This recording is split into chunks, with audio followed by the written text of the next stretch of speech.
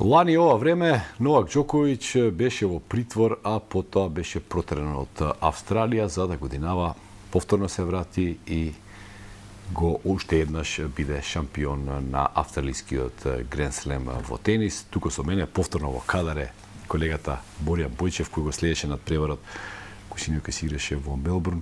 10-та титула на Новак Џоковиќ, така?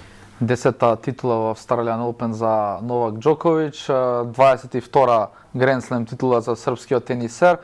Како што кажавме, повторно е прв на АТП листа. Повторно е прв со таа. Овој дуел всушност беше борба и за првото место на таа АТП листа, кој да победеше на овој надпревар ќе беше прв, така што еве Новак се врати повторно на првото место.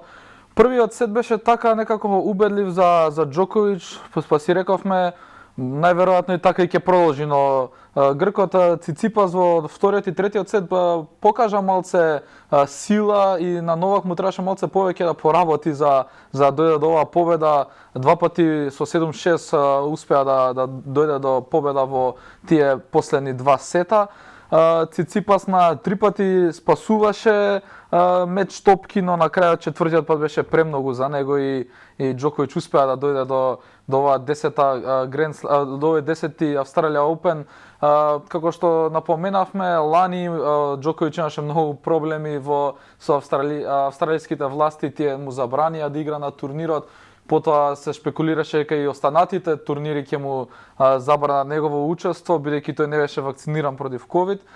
Но ете, на крај тој на најдобар начин се врати на оваа сцена, убедливо дојде до оваа титула. Некако емотивен беше по победата. Па да, добро, он е познат по таа емоција негова особено после ваква голема победа, што е оправдано секако. Тој помина низ многу во оваа последна година, така што да не речем и заслужено дојде до оваа победа, иако и Циципас имаше свои шанси во вториот и третиот сет, но големината на Новак се покажа повторно и тоа негово искуство беше според мене најголемата причина зошто Џоковиќ дојде до титулата. Имаше една изјава на пресконференцијата Стефанос Циципас, вели нема еден аспект од играта кој што не беше добро развиен од моите тренери, од мојот тим, се беше како што требаше. Јас влегов максимално подготвен и на крај вика тој со мене го избриша патосот. Веројатно тие 3-0 за него се нели срамни, но вели тоа вика од ова само можам посилен да излезам, подобар и да бидам нели спремен за наредниот пат, бидејќи Циципас ако ништо друго се одвои од оние млади талентирани тенисери кои веќе е сериозен е да ги замени најдобрите во историјата. И нема срам да се изгуби од Џоковиќ, поготово кога тој игра со таков мотив, каде што имаше нешто што да докаже, дека лани му забранија да игра, па еве сега на големо се врати на сцената, така што никаков срам нема за Циципас, иако загуби со 3-0, гркот навистина треба да се гордее што стигна до ова, а тој пред него се уште има многу време и така што тој навистина може да испише една добра и сериозна кариера во тенисот. Тенисот се играше вчера во Мелбурн, таму заврши. Циципас е од Атина, Џоковиќ од Белград, можеа тие и да се најдат на пола пати да играат во Скопје. Таманке беше на пола балканско дерби. Нели, на нас тоа сепак како и да е, треба да ни импонира и вчера имаше голем број на македонци кои што му ја честитаа победата и ја славеа победата на Новак Џоковиќ, како што и не верувам дека ќе беше истото и Циципас да победеше на ета, да не шпекулираме сега што ќе беше во тој случај. Да, нека победи Циципас, па дали ќе видиме. Ќе видиме следно, да. И што е?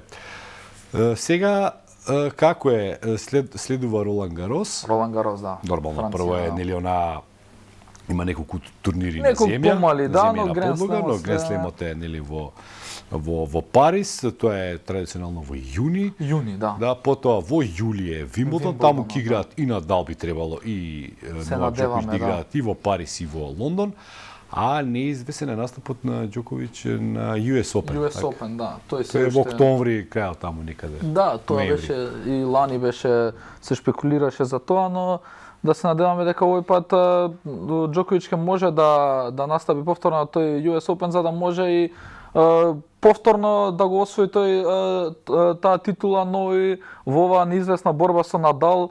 Секој овој Гранд Слем е многу битен и за двајцата, така што во оваа неизвестна трка кој на крај ќе се пензионира со најмногу титули е многу битно, така што да се надеваме и двајцата дека ќе по 22. 22. Федерер остана на 20, немаме официјална пензија од него, ама речи си да е во пензија. Да, јас морам да признам дека сум голем фан на Федерер. Тој е човекот во кој ме натера да гледам тенис, но ете, за жал овие двајца врвни тенисери го престигнаа, што и не ми е многу криво, но ете, љубовта во кон тенисот останува, така што да се надеваме дека на крајот ќе имаме чисто да видиме кој е најдобриот, бидејќи сепак Гранд Слем титулите се најдобар начин да се дознае кој е најврвниот тенисер во светот. Нема да сгрешиме, го кажеме дека тројцата тенисери, Федерер, Надал и Новак Џоковиќ се најдобрите во историјата на белиот спорт и они го направија и тенисот тоа што е денес. Пред нив тенисот беше познат спорт, но не до тоа ниво.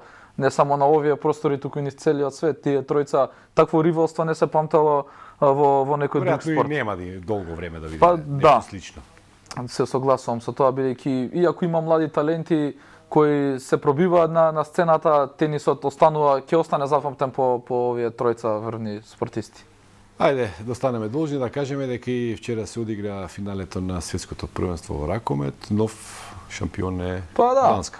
Данска, помалку и очекувано, бидејќи Данска е една феноменална репрезентација, позната по ракометот скандинавските земји, секогаш ваделе врвни ракометни екипи, така што помалку и очекувано, бидејќи и Франција не е за подценување, но Данска е еден левел, да кажам, над сите, така што на крајот со 5 погодоци победи над Франција 34-29, одличниот Расмус Лауѓ е еден од најдобрите ракометари во Европа и светот, моментално постигна 10 гола во финале, не е мала работа, така што убедлива победа, иако французите се држеа во поголемиот дел од надпреварот, разликата беше 2-3 гола, но на крајот данците покажаа сила, покажаа моќ, дојдаа до убедлива победа од 5 гола, со што се заврши ова светско првенство, каде што играа и нашите малце разочараа, но ете, да малце тоа да го заборавиме и да се посветиме на финалева, дека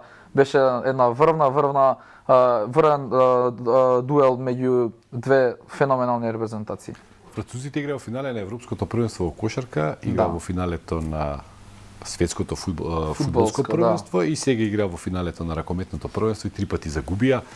За секоја друга репрезентација тоа би било голем успех, освен за Франција. За Франција, да. Па добро, да, Франција е една многу позната спортска нација, така што разочарување да си изгубат 3 финали, особено знаејќи како ги загубија во фудбал, како го загубија, така што ете, па и во кошарка загубија на несреќен начин, така што ете, они може да се надеваат дека во иднина наредниве првенства ќе имаат и поголем успех, односно ќе земат некои од овие титули.